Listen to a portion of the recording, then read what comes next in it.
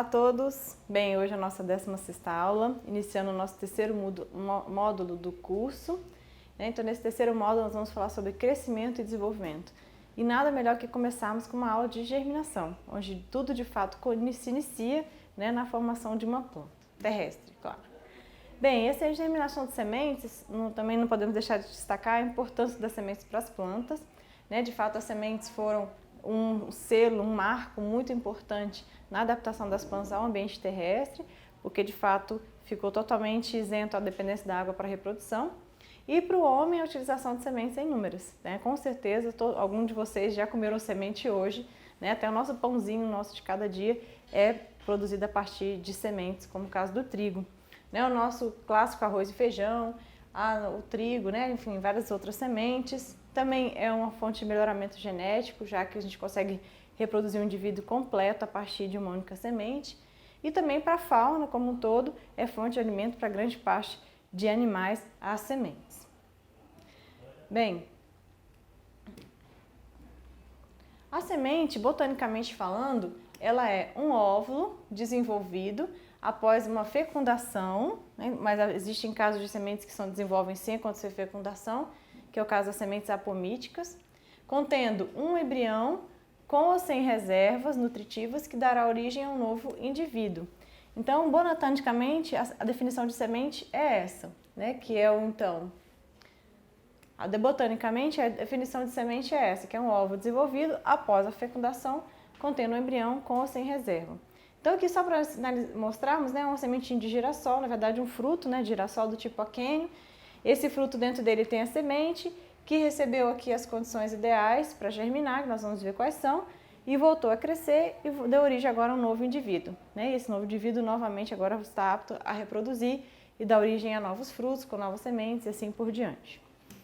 Bem, dentro da semente é fruto então desse desenvolvimento, então a gente tem o grão de pólen, que entra em contato então com o óvulo, onde vai acontecer a fecundação, e o fruto desse desenvolvimento então é a formação de uma semente, que tem basicamente 3 partes, o embriãozinho, onde de fato tem aqui um indivíduo, isto diferenciado, onde eu tenho a parte que vai dar origem à parte aérea e à parte radicular, um tegumento, normalmente composto por 2 camadas, a testa e a tegme, e o endosperma, ou os cotilédones, que é um tecido próprio para armazenamento de reservas.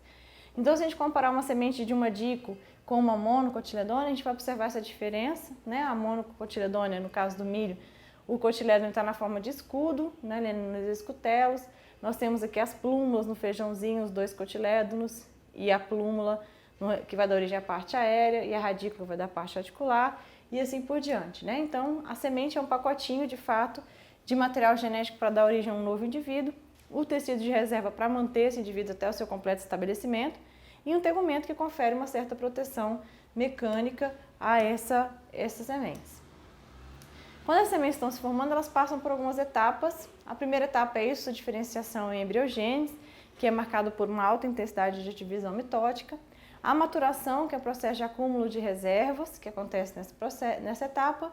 A dessecação, que é a perda de água. E, por fim, a semente, então, está pronta para ser dispersa, como o caso aqui do dente-leão, onde esses frutos são dispersos, e dentro desses frutos temos, então, as sementes. E esse conjunto de fruto e semente sendo disperso junto, nós chamamos de unidade de dispersão. Aqui a gente tem alguns detalhes sobre o que acontece na exodiferenciação, onde há uma intensa atividade mitótica, na maturação, onde há então acúmulo de reservas e uma alta síntese de proteínas, e na dessecação, onde toda essa atividade metabólica é diminuída, graças à perda de água, e aí a semente está pronta para ser dispersa. Então, também mostrando alguns ciclos dessas etapas, onde o embrião vai sofrendo sucessivos estágios de desenvolvimento até dar origem a uma semente. Quanto à semente, a tolerância à dessecação, essa última etapa da formação de uma semente, nós temos sementes que são tolerantes à dessecação, que nós chamamos de sementes ortodoxas, e sementes que não são tolerantes à dessecação, que nós chamamos então de recalcitrantes. Esse critério é importante, inclusive, para conhecermos um pouquinho mais sobre a capacidade de armazenamento das sementes e a sua conservação no ambiente, inclusive, já uma vez que as sementes recalcitrantes normalmente apresentam uma baixa longevidade e não conseguem ser estocadas por grandes períodos, diferente das sementes ortodoxas, que podem ficar dezenas, centenas e até milhares de anos armazenadas, sem perder a sua viabilidade. Bem, para que então esse embriãozinho volte a crescer e aconteça de fato o processo de germinação, né? Então o processo de germinação é a retomada do crescimento do embrião. É claro que existem critérios diferentes de germinação dependendo da área de estudo. Para nós biólogos, o critério de germinação é a protusão da radícula e ali se encerrou a germinação. Para a área tecnológica, como caso agronomia, engenharia florestal, o critério de germinação é outro, que é a emergência de uma plântula. Mas não vamos entrar no mérito da questão, simplesmente só conhecemos que existem esses dois critérios de germinação diferentes. E para nós, então, o que marca a germinação é a retomada desse embrião, o seu voltar a crescer, e os estímulos que possibilitam essa retomada do crescimento, o principal deles é a entrada de água. Então, a entrada de água é então o estímulo inicial para a ativação do metabolismo dessas sementes. Então, a água é um elemento essencial. O oxigênio também é um elemento essencial, já que vai ter uma alta atividade metabólica e, com isso, uma alta taxa de respiração para a produção de energia para todos os processos. E a temperatura. Então, cada semente vai ter uma temperatura ótima de germinação. Vai ter uma temperatura mínima, que seria a menor temperatura que possibilita o máximo de germinação, e uma temperatura máxima, que seria a maior temperatura que essa semente toleraria para ter o máximo de germinação. Então, temperatura ótima, oxigênio e água são 3 elementos básicos de um kit de germinação necessário para que a semente volte a germinar. A luz é um elemento facultativo, existem sementes que são indiferentes à luz, a elas nós damos o nome de afotoblásticas. Existem sementes que são dependentes da luz, que são as fotoblásticas positivas, e aquelas que são inibidas na presença de luz, que são sementes afotoblásticas. E os reguladores de crescimento vegetal, que a gente vai começar a estudar cada um agora para frente, que são os hormônios vegetais, eles também interferem diretamente na germinação. Então, o hormônio que inibe essa taxa de germinação é o ácido abscísico, que ele para, de fato, a semente de germinar, e o ácido giberélico seria um antagonista do efeito do ácido abscísico. Então, esses fatores todos influenciam a germinação das sementes, proporcionando, então, características muito peculiares para alguns grupos de sementes, e outras nem tanto, que são bastante generalistas, germinam em várias condições. Quando essa água entra, então, acontece a primeira etapa da germinação, que nós chamamos, então, de embebição ou hidratação. A entrada dessa água, então, aumenta a taxa respiratória, daí a demanda de oxigênio para que isso aconteça. Ativação de síntese enzimática, daí, uma temperatura adequada para que essas enzimas trabalhem no seu ótimo. Então, veja que os fatores ambientais interferindo nos processos que estão acontecendo dentro da célula. Assimilação, depois a digestão de reservas, então as reservas que estão armazenadas são degradadas, são mobilizadas para o embrião, esse embrião então metaboliza essas reservas e por fim causa o crescimento e a diferenciação dos tecidos, que leva por fim à protusão da radícula e à retomada do crescimento desse embrião, certo? Aqui é o feijãozinho, a semente clássica de germinação, mas vocês estão habilitados a germinar qualquer tipo de sementes, desde que conheça algumas características delas quanto à dormência. Então, vamos ver aqui quanto a isso. Bem, as germinações elas podem ser hipógeas, onde o tecido de reserva permanece abaixo do solo. Bem, a germinação ela pode ser hipógea, onde o tecido de reserva ele permanece abaixo do solo, não emergindo, no caso aqui da ervilha. Ou pode ser epígea, onde os tecidos de reservas eles emergem para fora do solo, como o caso do feijão.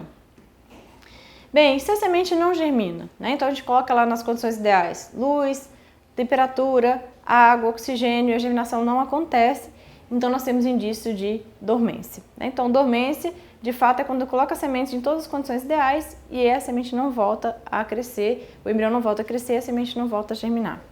Então, nós temos vários tipos de dormência, vou citar os 3 mais frequentes e mais importantes, que são a dormência tegumentar. Então, essa dormência tegumentar é uma dormência imposta pelo tegumento. Então, o tegumento da semente é muito rígido e impede a entrada de água, de oxigênio, como a gente vai ver na aula prática, e dificulta a germinação dessas sementes, certo?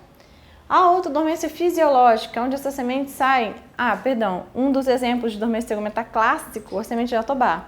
Extremamente dura, rígida, que de fato essa dormência só pode ser superada se passar por um trato digestório de algum animal, para escarificação química com ácido clorídrico do estômago, ou algum dano mecânico causado por uma dilatação térmica causada por uma queimada ou coisa parecida. Mas, de fato, naturalmente, a semente tem muita dificuldade de germinar. E a dormência fisiológica é imposta, então, por compostos normalmente tóxicos que evitam que a semente germine. né? Então, altos conteúdos de fenóis, altas doses de ácido abscísico, né? Então, o caso aqui do nosso amigo girassol, de novo, como exemplo, ele só vai superar essa dormência depois que esse ácido abscísico for totalmente lixiviado ou aplicado exogenamente etileno ou ácido tiberélico que passa essa inibição, né? Que venha a fazer com que a inibição seja diminuída. E sementes com maturidade do embrião, né? O caso de sementes de Ilex paraguarense, de erva mate, é um caso clássico disso, de que essa semente sai dispersa no ambiente com o embrião maturo. Então ela precisa passar por um período de estratificação, aonde ela precisa permanecer no solo até completar o amadurecimento desse embrião e na estação seguinte está apta a germinar. Então são 3 tipos clássicos de dormência, né? A imaturidade do embrião, a dormência fisiológica e a tegumentar, que normalmente nós encontramos em sementes. Isso tem muita relação com o tipo de ambiente onde essas plantas ocorrem. Geralmente ambientes mais hostis apresentam uma taxa maior de taxa de tegumentar do que outros ambientes mais amenos, né? Onde há precipitação e não há restrições hídricas, como o caso aqui no Cerrado, que a dormência tegumentar é o que predomina.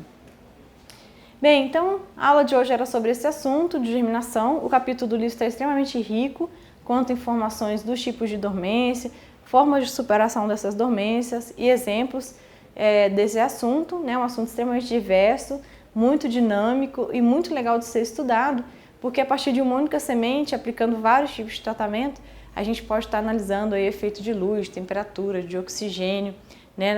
Na germinação e na retomada do crescimento desse embrião. Bem, espero que vocês tenham gostado dessa aula, né, onde nós estaremos iniciando, então, esse nosso terceiro módulo e último módulo do curso de Fisiologia Vegetal. Até a próxima aula.